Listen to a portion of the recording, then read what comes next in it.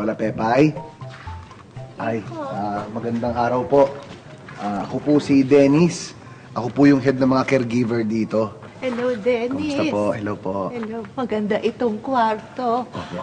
Mukhang magugustuhan ko dito. Ay, sana naman ho. Siya po pala si Raymond. Siya po yung caregiver na inassign ko po para sa inyo. Upo po kayo. Hello, Raymond. Sana maging mabait ka sa akin, iho. Opo, magiging mabait po ako.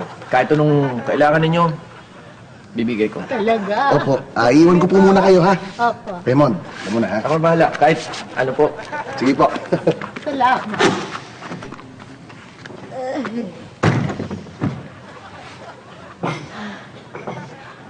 Alam mo, Raymond, Oh, mahirap maging matanda. Lalo na pag wala ka ng asawa. At yung mga anak mo, may mga pamilya na rin. Wala ka ng ibang choice kung hindi tumira sa mga ganitong lugar.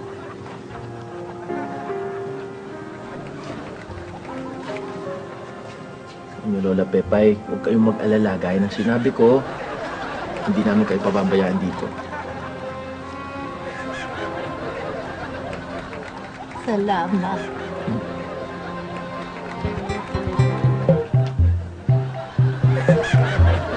Lola, Ay, pasensya ka na, Iho. Namimiss ko lang talaga yung mga apo ko, yung mga anak ko.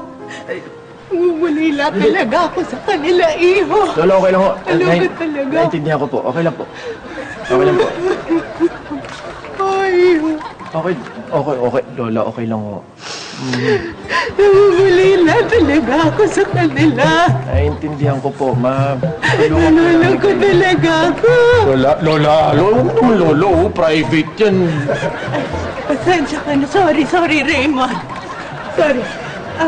Mabuti pa. Mahiga muna ako. Pwede mo ba ako tulungan? Humiga? Sige ho. Pasensya ka na, Mauna ho kayo. Sinkwem. Yun, sige. Nalulog ko talaga. Sige po, upo. Teka, Tulungan niyo ako. ano? Iho, di ba sabi mo, ibibigay mo lahat ng gusto ko? Ha? Gusto kong lumigaya. Lola, huwag naman po ganyan, Lola! Hindi ko akalaing mauhulog ang loob ko kay Pepay matapos yung nangyari sa amin kahapon. Totoo pala talaga yung kasabihan, no, na age doesn't matter. Kaya ngayon, sabik na akong makasama siya. Di ba sabi mo gagawin mo lahat ng gusto ko? Gusto ko lumigaya. Pag po. Halika, Iho! Pepay? Raymond!